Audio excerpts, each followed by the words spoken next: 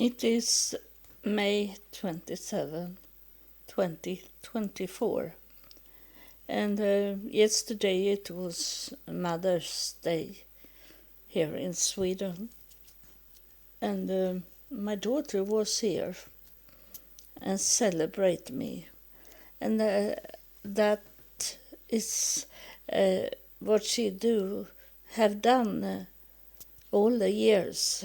It have been on Mother's Day, but she have not been to my home. And last Mother Day we were out in the castle park, the castle, and enjoyed that day, and it was a castle that is for the royal family, but they have donated it to our city now.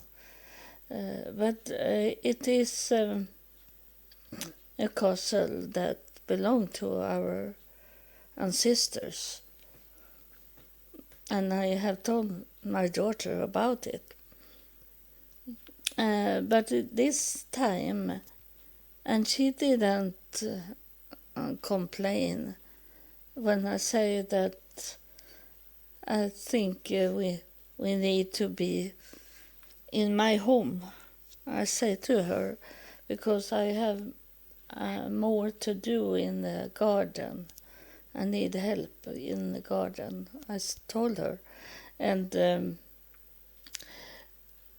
And she knew that I can't do so much in the garden, but she liked to cut the grass, and she is not tall. She is shorter than me, and because she have this Turner syndrome, but it's mosaic Turner syndrome, so it's not complete. It's not so very bad, but she become short and have some of heart problem and these things that is not good to have, but she could have had it worse than she had. And so she was here yesterday, and she, as I have told you, that she have school. She's in the school for bakery, and she come with some of her bakery.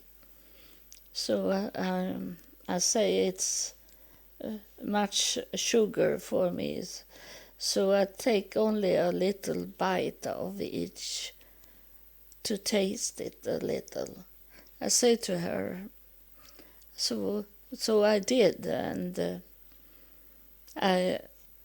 I tell her, and she know that I'm good in bakery and making food and these things, and so I told her what I was thinking about when I taste them. If it was some of it was good, but some was not so good, and I told her both sides. Of course, you should not only say negative things, it's also to say the positive things. And she helped me in the garden, and then we went to, she called friends.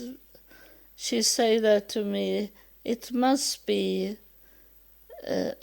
people here in this city that celebrate their mothers, the mother, and so she called some and asked if they have a space for her in the car and pick her up, and she had, and they say they are coming and pick her up in the mall. We have this shopping center.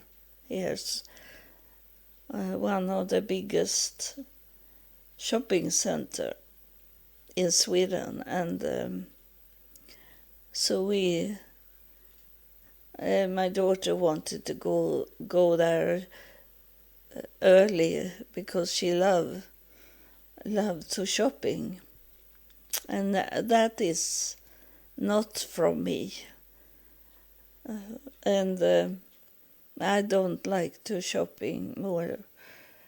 I am glad that we have online, so I can shopping there.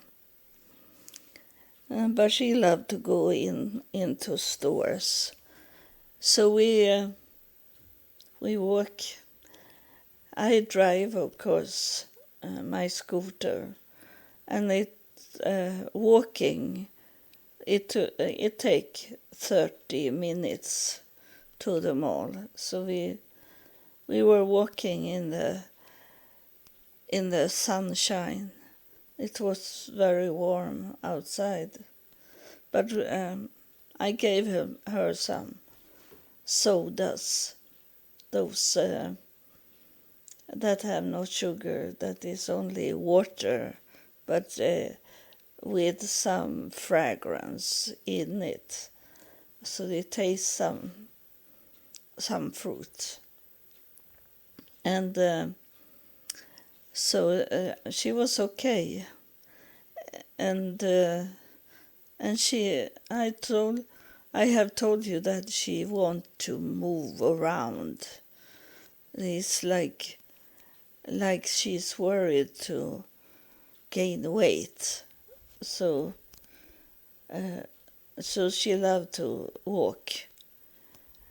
So we come up to the store, and it is so very special. This what happened is I had problem now when I get a retirement. Though it's summer and maybe new people have coming and start to work, and they took all my money. My retirement was good enough to pay the rent and my electricity, and I need to pay the internet also. But then I'm out of money. I don't have anything. And that is wrong, because I should have an amount of money to live on. Not only pay the bills. I need to eat food and go to the doctor to buy medicine, these things. Some clothes, and I don't have it now. So tomorrow I'm going to this office. It doesn't work to only go up to the office and talk to them. I need to have an appointment. It is this about the dangers there is in the society today that we didn't had when I was young. Now they have to close the door, and knowing who is step in. And so we are coming to that that time where you that have followed me, you have heard, but you maybe not remember it. But I told you that one morning God was talking to me, and he said there will be a time when it's not good to open the door, that you need to know who it is that is standing outside the door, and only take in those that you really know about.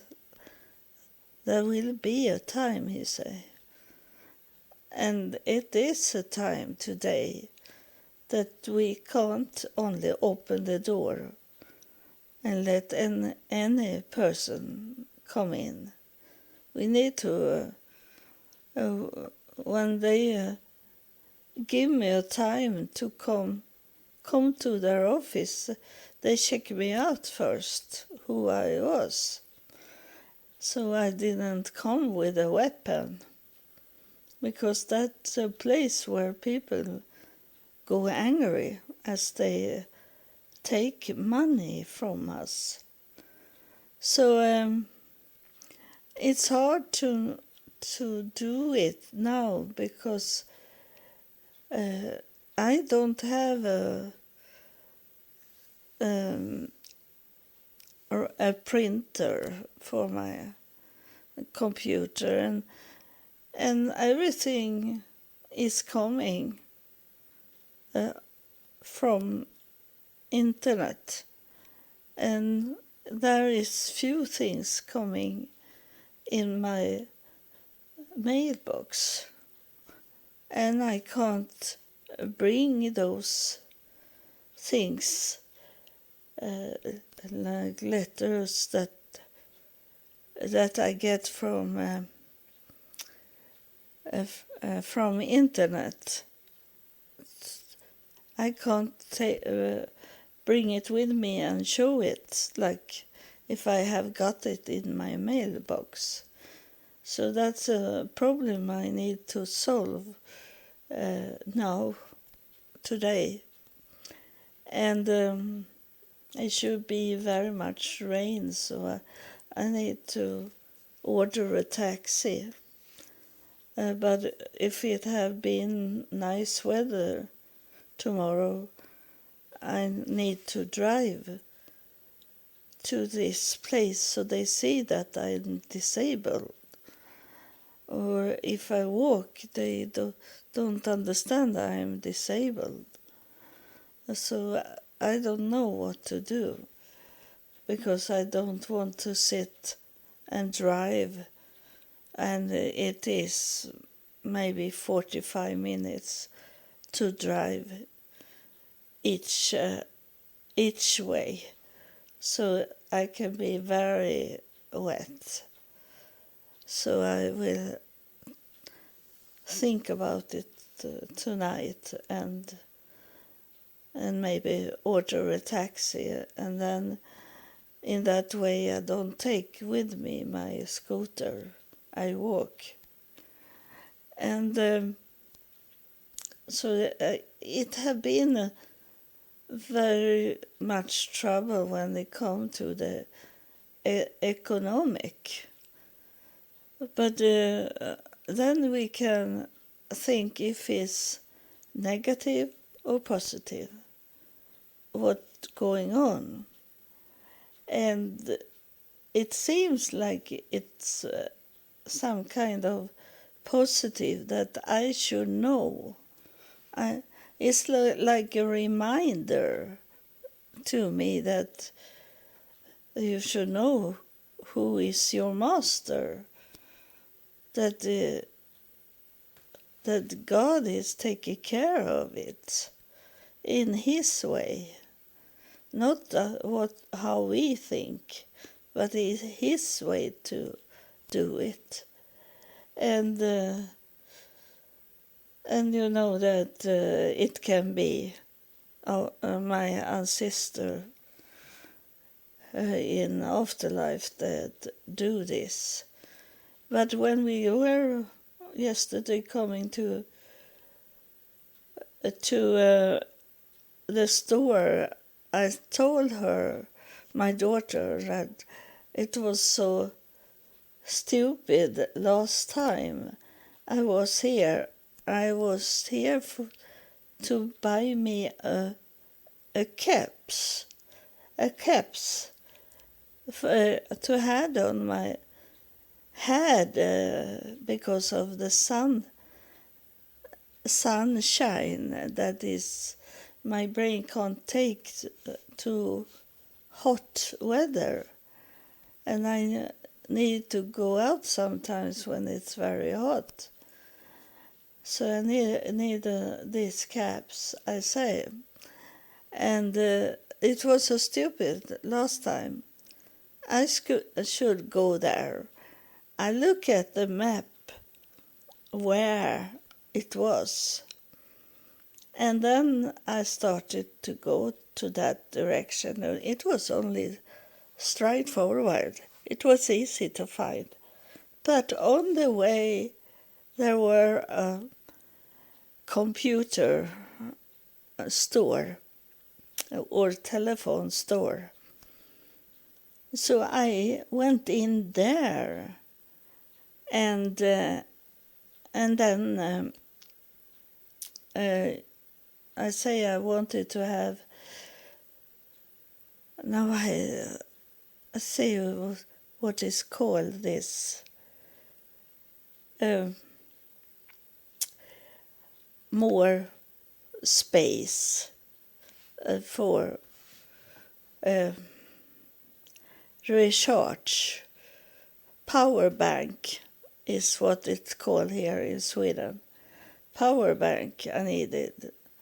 So I bought it, a power bank, and then I went home. Halfway home, I remember I should go to the store and buy a caps, and I didn't. But I have already been traveled so far, so I was thinking I'll take it another day. But then I forget it, and I got these hoods to the clothes, those hoodies. I have some of them. They are. I have 4, but 3 of them is not good to have over my head. It's not enough fiber in them. But I have one that is very thin, fiber thin, and it's good for the summer to have that. So I have had it, and then I was thinking I don't need that caps. But when yesterday I say we go into that store, and my thought was that I should check it out, and then I should know what to buy, because I didn't take with me any money to the mall, to the store, because I was not in that way to buy anything. So I say I take that caps, but I don't take it today. I take it. I come here tomorrow and buy it. I say to my daughter, but my daughter, she was in shopping mood. You know, her father is very rich, so she is used to only buy what she see. And so she bought that caps, and that was this nice brand Stetson hat. and this was a Stetson cap. And it was expensive. Not very expensive, but something that you don't buy immediately that when you see it. But I wanted to have a real good cap to have on my head. Not this.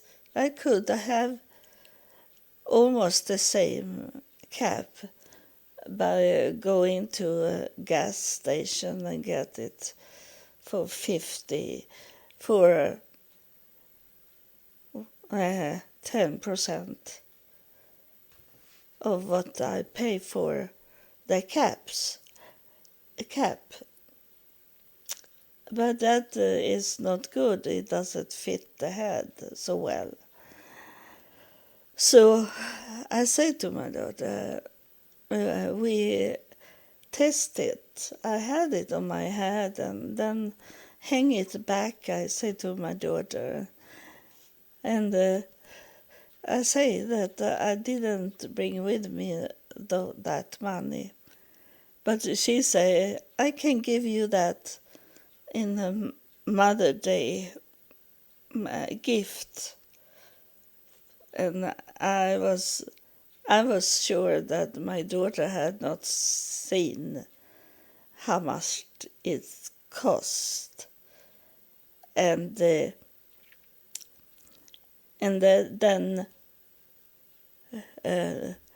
I should see what she is going to say, because I didn't say anything to her. I let her take it to the cashier, and then the cashier say how much money it was. Oh, I heard my daughter say, "Oh, that was expensive," she say. And I was thinking, it doesn't bother me if you take it away, that you don't buy it because it was very expensive. And but she say, "Oh no, okay, I buy it," and she bought it. And I am thinking like, God gave me this caps. He knew I didn't have the money. I maybe have to wait till next time I get retirement in 1 month, and the summer is almost gone, when I can buy it, and maybe I don't get that kind of money the next time. So it was this kind of things that happen, that God is behind this. Not only God, but those in afterlife is with me. When I couldn't buy it, I got very bad money, so I can't buy it. And then I got it from my daughter, and then I was not angry, because I am thinking that it's going to solve the problem, but it maybe take time for it to solve, that I get the retirement as I should have. And so I was out of money. And then suddenly there was someone of you that follow me that send me money, and it is like when I need the money. It's very strange, but we have a kind of connection, you and me. And you were sending me money, and you say it was the 10th for me. And that's why I'm recording about the 10th last time. And then suddenly I got money from another source also. And I have a very, very small retirement that I have paid for it on my own, and I don't know when I did it, but it must have been a time when I was very wealthy, and then I start to get it now, and I get it every third month, and it's about $150, like that. But it's money anyway. So that I got. So the retirement was built up. So it was a normal retirement I got. And I didn't need to pay the cap. So things start to come to me, some these things that I don't need to really have much money, but of course I need to pay my bills, and tomorrow I need to fight to get a real retirement. I don't know how to do it, but it's only for me to show up, and I know how much money it is in the law that I should have. So that's what I'm going to tell them, that you can't take away money from me. I need a support money, the lowest support money a person can get. I need that at least. Last retirement, it was not even coming up to the lowest support retirement.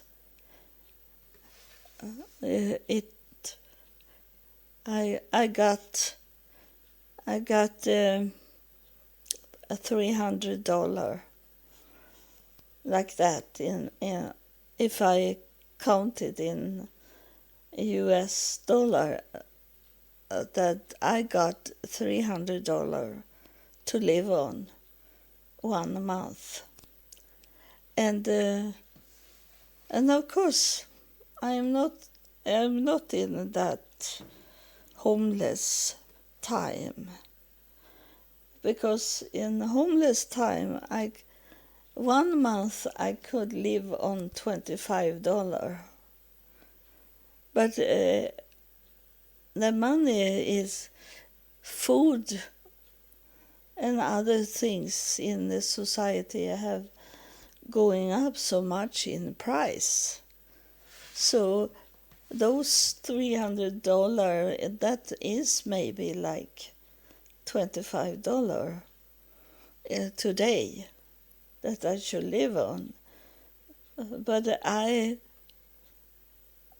fight against to live like I lived when I was homeless.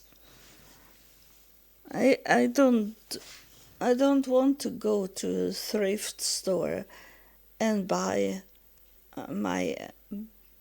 my clothes. Yeah,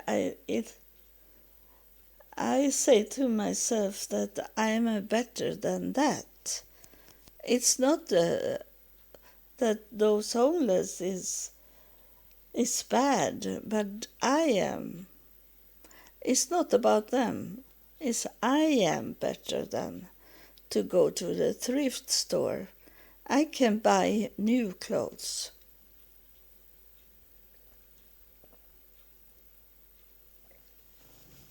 So I hope you understand what I'm talking about. It's not that I look down at people that doesn't have so much money and that they need to go to like a thrift store or get free food somewhere. It's not about that. It's about me doing it. It's not about them. That I am going through that life. I didn't do any drugs. I was not mental sick. I was working for God. And I lived on $25 per month if I was lucky. And going through everything that it's very disturbing to be alone, be by myself in a homeless shelter, and most of those shelter was only black people there. But I was okay with that, but the black people was not okay that I was in a shelter. They saw that I didn't do drugs. I was not drinking, alcoholic. I only wanted to survive in the shelter. And they saw it. And they didn't understood. I understand their situation, that there is a woman, she is not doing those drugs things that most of the people in the shelter do. She don't do anything. She only is here and sleep and got food to eat in the shelter, in our shelter. Most of those that was in the shelter, they didn't want to eat that food that we got in the shelter. They were out and bought hamburgers, so they were into their family and got food in the family's home, their sister's home, the brother's home. They had lots of people they knew, but I didn't have not one person. I was going to the church when I was in the shelter. I did that. And it was not about that. I was talking to God. I had God in my life. And I only wait for people to help me to get into a normal life. That the bishop or those pastors in those churches I was in, that they should say they had a place for me to stay. But no one in the church helped me. They only had their own life, and not everyone was poor. It was very wealthy. they could give 5,000. I saw 5,000 in check was giving to the church, and that was only one Sunday or Saturday, and so there was people that was had money, and they have big homes that I could stay there. That they gave me a room to be in, to take care of me a little, protect me. But there was no one. And that's why today I have found out that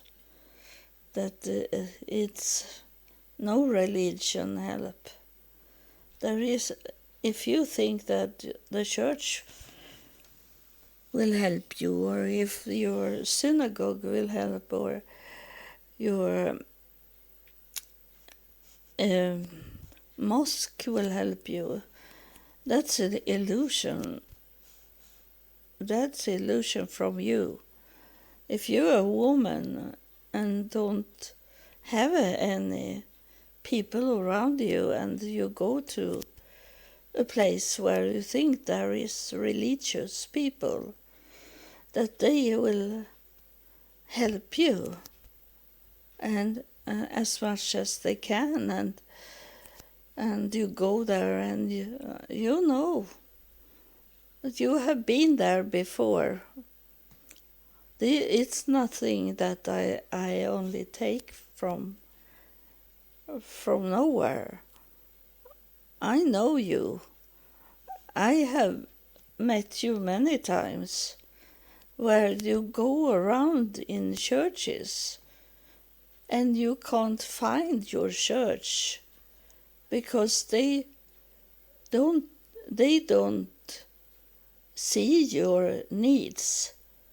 They don't want to take care of needs. They want you to give them money. They don't want to give you money. And I have seen those in the churches. Now have I been most in black churches, but it's the same with the white churches, that they give money to someone that they know will pay back those money.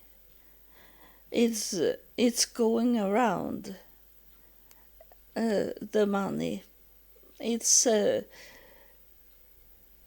never going out from the church. It's going around the church, inside the church, to people they know. And the pastor could say to someone, I need money, so give me $500, and they write out it in checks and give it to the pastors, and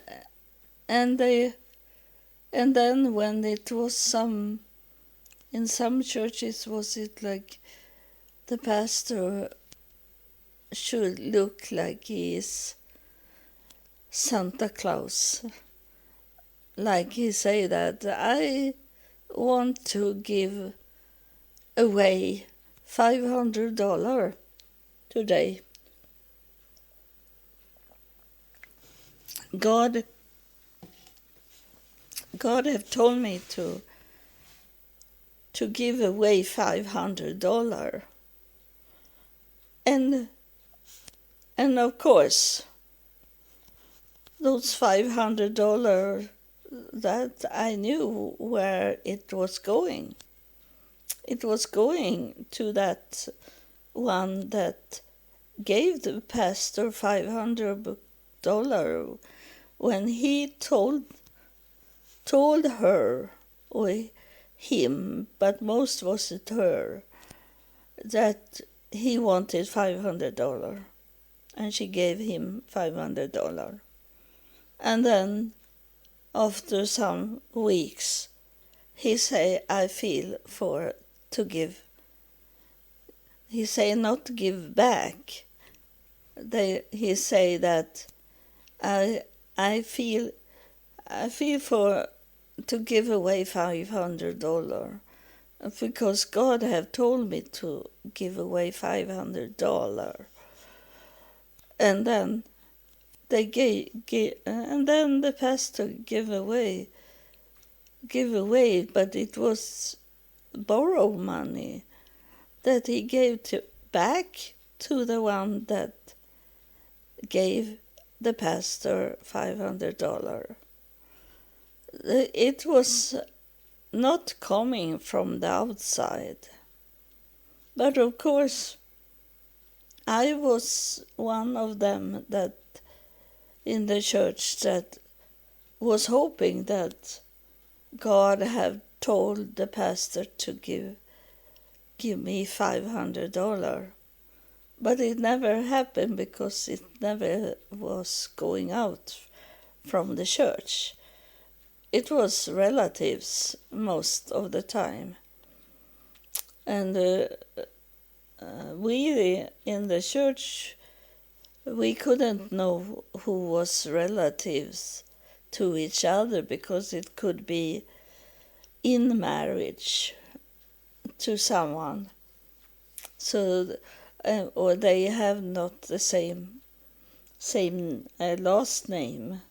So it looked like anyone in the church could get those money. But it was never done in that way. And I wonder what God will say about those lies, those tricky things there is in the church. And that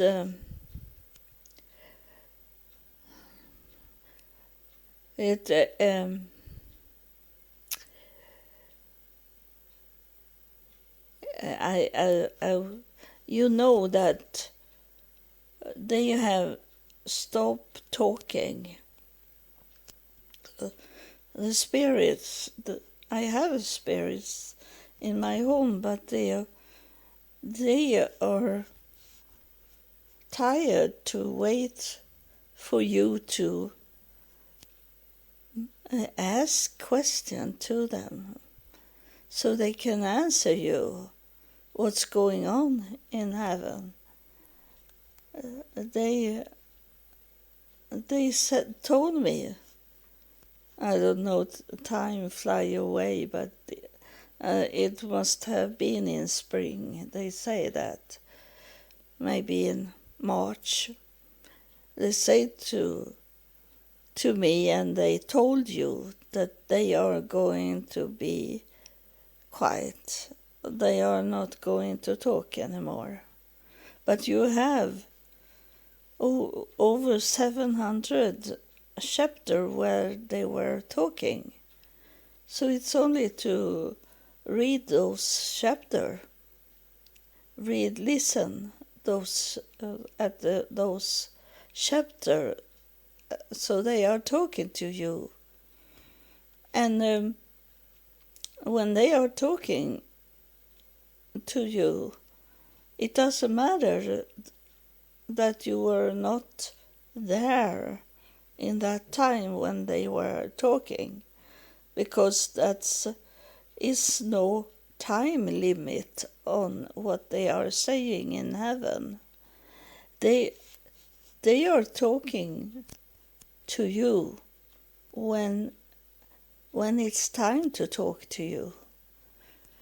It's not about when they talking to me. It's I only give you the message from them, but you can listen at my podcast. You can listen at the first episode of it and got the message from heaven. So it doesn't matter when you start to listen at the podcast. And that's also why I do this repost, because you are not going so deep down. So you listen to what they were saying in the beginning. After I have started a podcast, they told me from Afterlife to start with a podcast because they wanted to talk to you. And that's why they tell me that they don't want to talk anymore to you because you don't listen to those episodes. I saw it, and maybe some of you that follow me, you saw that they built up. It was like a stair that the spirits started with basic things, and then they built it up with other things that it couldn't be. It's like a hierarchy. They couldn't start with this really hard things to understand. That they couldn't start at the first episode. That they had needed to build up to teach you how to think and how to take it. So it's impossible for you to really understand if you not start with the first episode. And I have reposted. So, because that's important that you come to know what they were saying from the beginning. The podcast was to teach you. It was a message for you, but many of the message have also been for me. So we built up it together. The understanding what's going on. So that's they touched me now when I was explain for you about this hierarchy teaching, and they touch me so I know they are here, but they don't want to speak anymore. Maybe not definitely. Maybe they speak a little sometimes to us, but not like before. And I miss it very much. I miss it. It was a time when they were talking to us so very much, so I had to tell them to step back and not talk so much. They wanted all those in afterlife wanted to talk in the same time, and I couldn't take that. So I told them to wait a little, and I had no message from them in about 1 month. And then I was okay again too. But I told them I can only take 2, most maybe 3, but not more messenger. I said to them, and they have hold it. They don't go like they did in the beginning. So thank you for listening, and I would tell you that in 2 days I'm going to do the X-ray on my brain. But we will. I will not know if they have found something. Maybe it take 1 week more. But if it's serious in my brain, I need to do surgery inside my brain as fast as they can. So we'll see what's will be. Or maybe they have not done the X-ray on that place where they need to go in the brain, because they can do many different X-ray. So we'll see what they will say. But I have this measurement of my blood sugar, and I tell you that it's really crazy. I can't eat anything to not get too much sugar in my blood. So that it can't be what I eat, because I eat very little food, very little. You should be surprised when you see how big I am and how little I eat. It must be brain that tell the sugar to come out. It can be the pancreas that I have damage in, and I hope I could get surgery so I get a new pancreas. I hope so. We'll see. And the only thing I can do is rely on God, that He take care of me.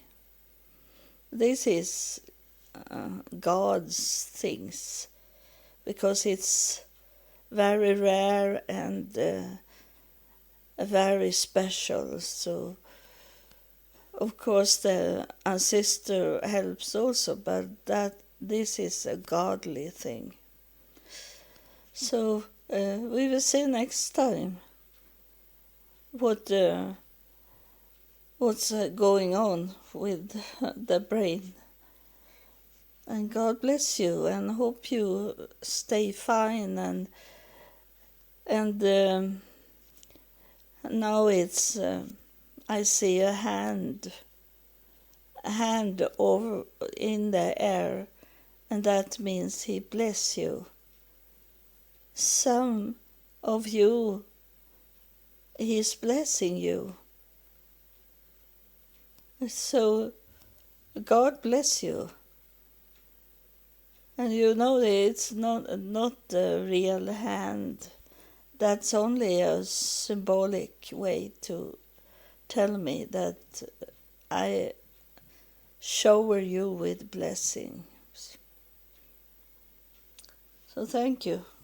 God loves you.